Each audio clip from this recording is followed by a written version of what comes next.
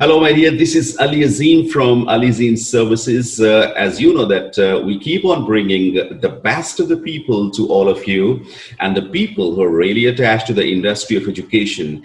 And I try my level best to bring the educationist on this panel, on this channel, to really tell you the recent status of the international education around the world, and especially the hotcake destination for the Pakistani community, that is Australia.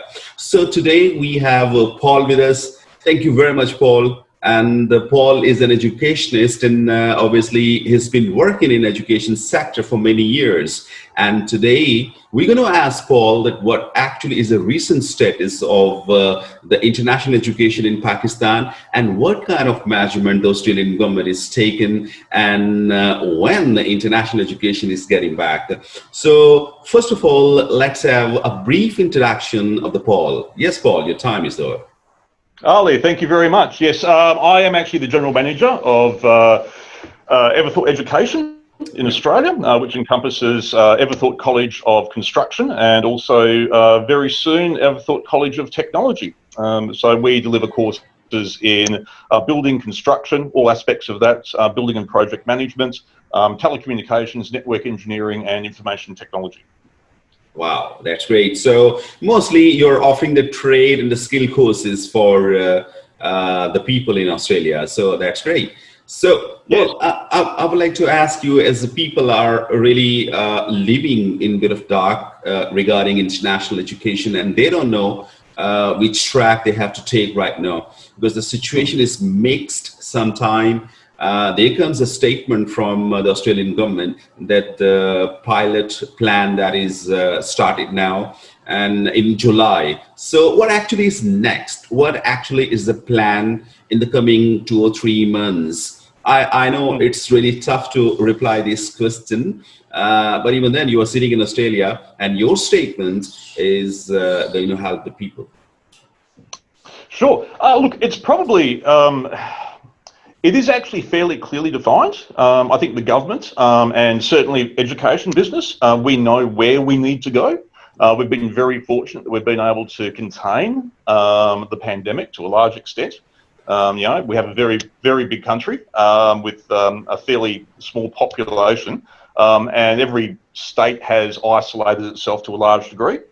So where I am at the moment, up in Brisbane, it is pretty much back to exactly what it was pre-pandemic. The shops are open, schools are open, it's life back as normal. Some of the southern states are still in a period of lockdown, but more than anything, the plan for us is really to get back into business, to open the schools, open the economy, and in terms of international education, to reopen the borders as quickly as possible. And that is both for Australians heading overseas and also to accept foreign visitors and foreign students back into Australia. Yeah. So, Paul, the interstate, borders or inner borders of the states in Australia, I believe that the people are moving from one state or another, or not right now? There is only one state which is still having its borders closed, which is the state of Victoria, Melbourne, which is acceptable, quite a large student population. Every other state in Australia, I think, as of midnight tonight, with the exception of Victoria, will have their borders reopened. Right. So there was a news last week just that in Victoria, the biggest state of Australia, and NSW, New South Wales. So there was some COVID cases obviously in the last week, and the government is got really serious about that. And what about the infections and the kind of cases which are going on recently? And how do you think that it's going to really impact the international community as well, once they cannot travel? Look, I think it's impacted the community in Victoria, in Melbourne, which is actually my home city, quite bad. But look, again, we're very fortunate in Australia that the government is very well resourced, very well organised, and that we actually managed to pretty much almost completely eliminate the pandemic in the state of Victoria during the first iteration.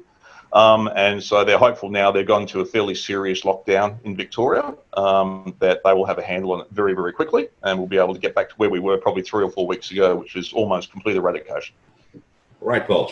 So it's a very important question I'm going to pose, and I believe that you are in the same situation as most of the RTOs and most of the TAFE and the universities are really suffering. So, international business around the world in UK, USA, Australia, and other parts of, other destinations of the countries. So, the total business was $65 billion around the year. So that is really declined. That is really declined to like 35 or 40, around in 2019 and 20. So 20 has been disastrous, as far as international education is concerned. Do you think that the online education that is being offered from all the destinations can cover this deficiency or the paucity, or online education or virtual education, is not an alternative of the one-on-one education? What's your take on that? Well, look, I think, first of all, the education sector itself is fairly broad. And if you wanted to divide it really into sort of 3 main categories, you had, particularly for international students, you had international students doing postgraduate qualifications, students doing undergraduate qualifications, and these are mainly offered, obviously, through the public university sector. And then you have people undertaking, training, for example, with RTOs. Now, and this is probably worth a little bit of backstory about education in Australia. I think the one big takeaway that we're going to have from this pandemic has been that students who were just enrolled in university degrees for the sake of doing a degree is going to very, very rapidly decline. It actually goes back some years in Australia where the government of the day started saying, everybody is going to be studying degrees in Australia. And so you have a lot of people with there's a lot of university degrees here. To that extent, a lot of training at the vocational level has sort of taken a bit of a second seat to people doing university degrees. And look, as a result, there's a lot of people with degrees finding themselves unemployed right now, because a philosophy degree will only get you so far. At the same time, we're seeing the people who are working in the training sector, people like network engineers, builders, bricklayers, are still all gainfully employed. And then we start thinking about the impact that's going to have on skilled migration. Skilled migration. Migration to Australia is a very large part of a lot of international students' plans. While studying things like IT and computer science is more difficult now, we have a massive skill shortage in Australia of qualified tradesmen. Okay, now I want to ask the most notable question, and the people must be eyeing on this question. Exactly, nobody knows about that, but what's your anticipation regarding the border opening? Because in Pakistan, Paul, there has been a rumor, or there has been a speculation, you can say, that till 2021, no Australian borders for international students. So what's your take on that? Look, I think it's a fluid situation at the moment. As I said, we're sort of having a bit of a second wave down in the state of Victoria. They're moving very, very quickly to contain that. If that is contained, then I would expect, and this is obviously just a personal opinion, I would expect that we would see the borders reopening to international students probably in the middle of next year.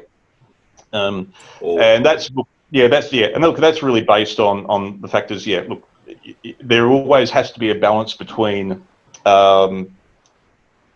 the health of the citizens, which is obviously a key priority, but also the health of the country.